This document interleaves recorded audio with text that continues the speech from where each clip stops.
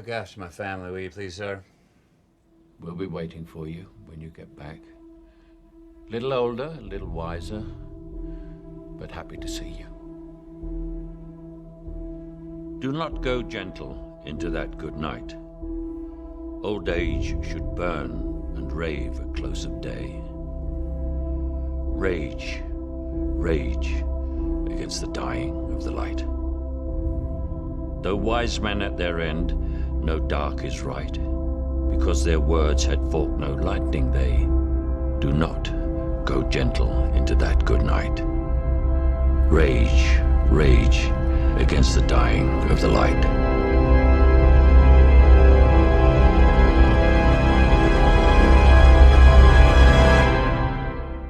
This poem is referenced many times throughout the movie Interstellar, and is a subtle but substantial part to the movie.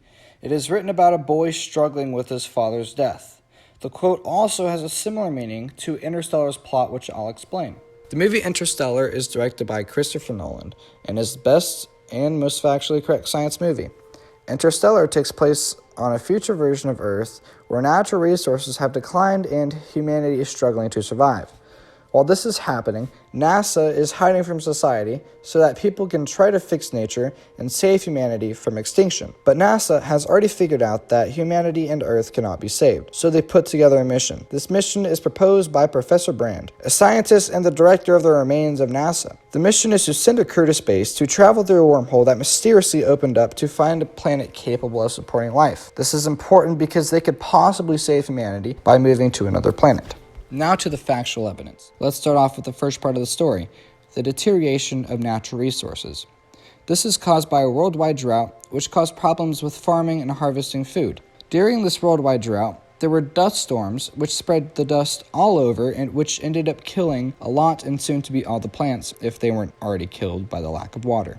We have seen something like this happen, but not on a worldwide scale like this. An example is the Dust Bowl in the 1930s.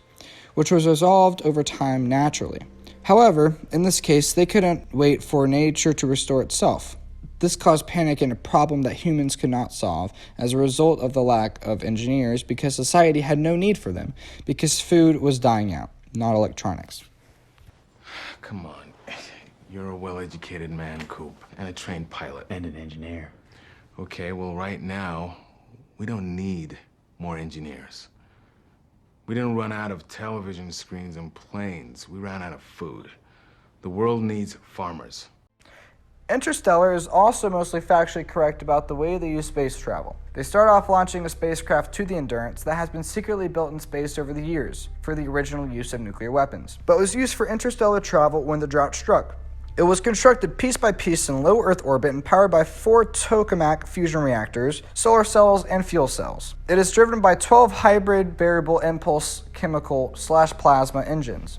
According to Fandom, the ship could reach a speed up to about 115,000 feet per second on its own power, but reach speeds up to 328 million feet per second after a slingshot around a black hole, which I'll get to in a second. The one thing that cannot be proven to be factually correct about the space travel in Interstellar is that they use cryogenic hibernation pods, which has been proven to be impossible to our knowledge so far. This is best described by Alexandra Stolzing, who says, quote, "Nature has proven to us that it is possible to cryogenically freeze reptiles. For example, the wood frog freezes in a block of ice every winter and thaws out in the spring. But having this happen to humans will do a lot of damage to our cells and tissue. We are made up of 70% water, and if we try to do something like this to our bodies, we wouldn't recover from it. Even if we use chemicals, it wouldn't be possible to our understanding." End quote. A more simple way of saying this is that our organs won't work if they are frozen. We wouldn't be able to achieve a state of equilibrium, and our bodies will not be able to function after being unfrozen. The next case of Interstellar being factually correct is when they come across the wormhole. Here's where things get a little weird. Hold on to your butts. So let's start off with what a wormhole is. There, that's it. That's the wormhole. You say it, don't spread it, huh? It's a sphere. Well, of course it is. What you thought it would just be a hole. No, it's just that all the illustrations I've ever seen, the illustrations. I'll show you how it works. So they say you want to go from here to there. But it's too far, right? Mm-hmm. So a wormhole bends space like this, so you can take a shortcut through a higher dimension. Okay, so to show that, they've turned three-dimensional space into two dimensions, which turns a wormhole into two dimensions. A circle. What's a circle in three dimensions? Sphere. Exactly. A spherical hole. But who put it there? Who do we have to thank? I'm not thanking anybody until we get out of here in one piece, Rom. You hear them being confused on how it got there. They are unsure, and so are we, but we know that it is possible, and here is why. To create a wormhole in space and time at the size that it is in the movie, you need negative and positive energy pushing at the same wormhole from different points in space. You may ask how the wormhole got there in the first place. Well, Stephen Hawking explains that perfectly by using an example. He starts off by saying, quote, "Nothing is flat or solid. If you look closely enough at anything, you'll find holes and wrinkles in it. It's a basic physical principle. This is easy to prove in the first three dimensions, but it's true in the fourth dimension as well. There are tiny wrinkles, crevices, and voids in time. If you go down to the smallest of scales, smaller than atoms, there's a place called the quantum foam. This is where wormholes exist. Tiny tunnels or shortcuts through space and time constantly form, disappear, and reform in this quantum world. And they actually link two separate places in two different times. Unfortunately, these wormholes are just a billion, trillion, trillionths of a centimeter across. But some scientists believe that it is possible to enlarge it a million trillion times," end quote. Maybe to the point of being able to fit a spacecraft through it. So that concludes that it is theoretically possible to travel through a wormhole, but never done before. The second to last thing in the movie that plays with science that can be proven correct is when the Endurance arrives on the planet that is orbiting the black hole Gargantua. First, let's talk about the planet. The planet is covered in water and has mountains that actually turn out to be huge waves. Where's the rest? Where's the mountains? Those aren't mountains. They're waves.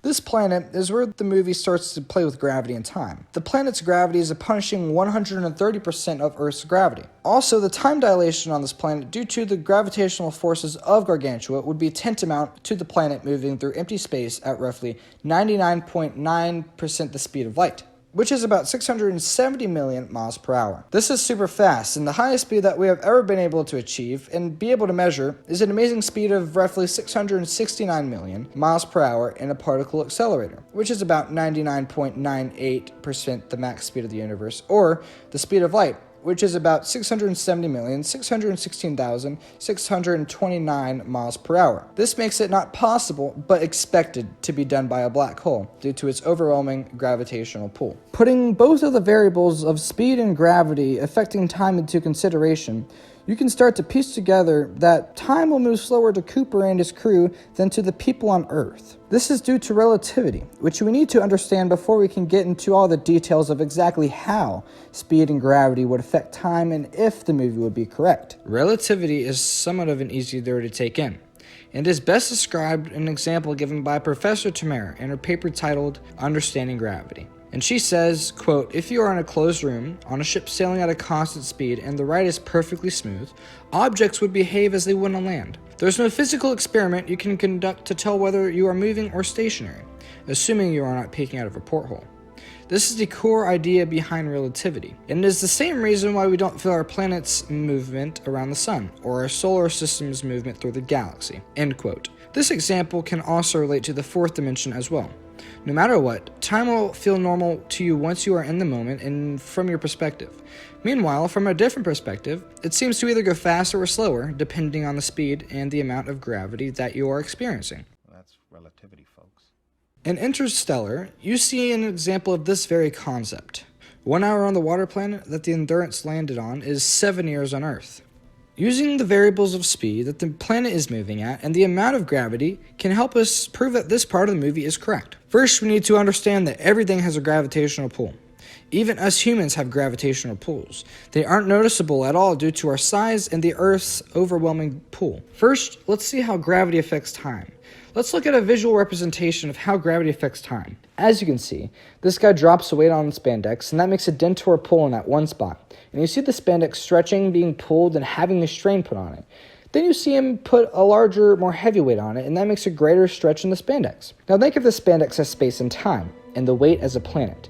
The larger the planet or the weight in the situation, the larger the strain that it puts on time or the spandex. The larger the strain, the slower time is. That explains the effect that gravity has on the water planet and how time travels compared to Earth's, because it is 130% Earth's gravity. Now let's talk about the way that speed affects time on the water planet compared to the Earth. Earth is traveling at a constant speed of 67,000 miles per hour, and the water planet is traveling precisely 10,009.2034 times the speed of Earth. So taking that into consideration, that the faster you travel and the slower time goes for you, the more time you spend on the faster planet, the slower you experience time compared to a slower planet. For example, in the International Space Station, they have to reset their clocks often to match with ours on Earth because they are traveling constantly faster than the Earth. This effect is called time dilation and proves that speed can affect time. So after looking at how and why the speed and gravity affects time, we can combine the two variables and assess that time would move slower on a huge planet orbiting a black hole at 670 million miles per hour. Now to the final but most mind-boggling way that Interstellar is factually correct, is how they perceive black holes. A black hole, as everyone knows, hopefully, is a humongous, dark, sucky thing in space that sucks everything into a void. But to know if the movie is factually correct, we need to break down the aspects and characteristics of the black hole, so it's not just a sucky thing in space. A black hole is, well, born from the heart of a dying star. You understand, boy? You're about to take the full force of a star. It'll kill you. Only if I die. Yes, that's what killing you means. Kinda, but not really. See, a black hole is formed when a star runs out of fuel and can no longer resist the force of gravity that is holding it together. The core collapses and is compressed into a singular point in space. The entire mass of the star is one single point of infinite density and gravity, and its pull is so strong that not even light will escape when it gets close enough. That point of non-return is called the event horizon. The event horizon is the boundary that we cannot see beyond, because light cannot escape to land in our eyes. Well, because of that, we cannot be sure what happens to things that fall into a black hole. We cannot assume that claims the movie makes in this area are accurate, like when Cooper flies his ship into Gargantua he lived. We can theorize, though, because of the strength of the gravitational pull on your feet would be significantly stronger than the pull on your head, it is believed that you would be pulled apart into a process called spaghettification until your atoms were dispersed into the black hole. So now that we know how a black hole is formed and what it does, we can understand if Interstellar is correct on the black hole, right? Not particularly. We can understand and prove that it has the right characteristics, but we cannot prove if it actually looks like that. Then you may ask, how do we know what it looks like? We've only taken one picture and it's super blurry. See, even though the picture was blurry, we were able to make out what was happening with the way that it looks and what was going on. Scientists actually worked on this movie to supply the correct dimensions and aspects of a black hole that we knew at the time. As you can see, from this angle, there is a horizontal plane of light that bends into a vertical ring around the black hole. This is due to the gravitational pull bending light, which is helping us observe how gravitational pulls work. Also, this representation of the black hole is still the most factually correct example to our current knowledge, other than the actual picture taken by scientists, thus proving the final way that the black hole would be factually correct in the movie Interstellar. This movie is more than just your normal science fiction movie. The way that the characters act, feel, and what they go through reminds us that they are still human, and that they are leaving Earth knowing that they probably will not make it back, but are doing it to save humanity. And at the end of the journey, they figure out that they aren't doing this for science or the Earth, but for the human race, thus showing that the reason for the quote, "Do not go gentle into that good night," was to show us that humanity and the hope of saving it will not go gentle. We will struggle to keep what is important to us, just like the son in the poem who struggled with his father's death. When we get down to it, this movie isn't just a space movie, but a documentary due to the accuracy, but also a poem about humanity or life finding a way. We'll find a way. We always have.